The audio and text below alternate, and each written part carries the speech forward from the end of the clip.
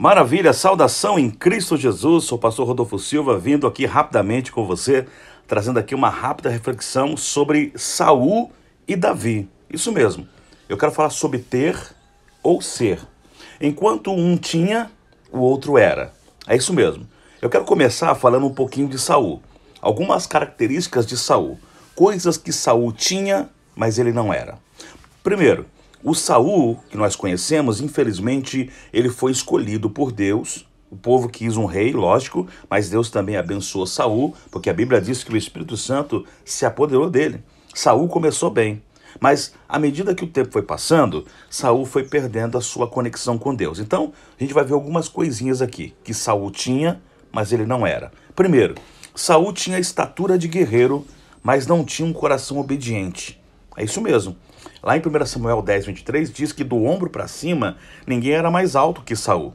Mas ele tinha a estatura de guerreiro, mas o coração dele não era obediente para com Deus. Pelo contrário, ele desobedece a Deus em várias ocasiões. A segunda coisa que a gente encontra na trajetória de Saul é que Saul tinha a armadura de guerreiro, mas ele não tinha coragem para lutar. É verdade. Lá em 1 Samuel 17, enquanto todos os soldados estão lá na batalha, Saul não está na batalha.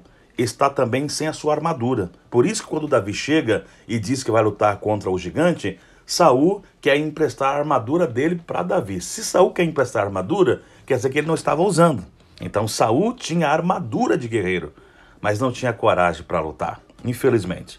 A terceira coisa que a gente olha na vida de Saul, tristemente, é que Saul tinha posição, olha só, Saul tinha posição e nome aqui na terra, mas tinha sido rejeitado por Deus. Infelizmente, devido às suas desobediências, Deus rejeita Saul e escolhe um novo rei para Israel. Você encontra isso em 1 Samuel, capítulo 13, verso de número 14. É um texto muito triste, mas está lá. A quarta coisa que a gente pode observar, tristemente, nessa trajetória de Saul, é que Saul tinha o trono, mas não tinha o Espírito Santo. Olha só que paradoxo, né? Saul tinha trono, mas não tinha o Espírito. O mais importante, ele não tinha. Infelizmente, o Espírito Santo já tinha saído da vida de Saul. Isso é uma consequência triste. Agora, quando a gente olha para Davi, a gente vê o contraste. Enquanto Saul tinha, mas não era, Davi não tinha, mas ele era. Vamos dar uma observada? Primeira coisa que a gente observa é desse contraste na vida de Saul e Davi. Agora com Davi. Davi ele não tinha estatura, né? Em relação a Saul, que era alto, Davi era baixo. Davi não tinha estatura, mas ele tinha, sabe o quê? Ele era grande em humildade. Davi, ele nutria um coração humilde, um coração na presença do Senhor. Isso é muito importante. A segunda coisa que a gente olha em Davi é que Davi não tinha armadura, mas era protegido pelo Senhor dos Exércitos. Foi essa a resposta que Davi deu para Golias, quando Golias afronta Davi.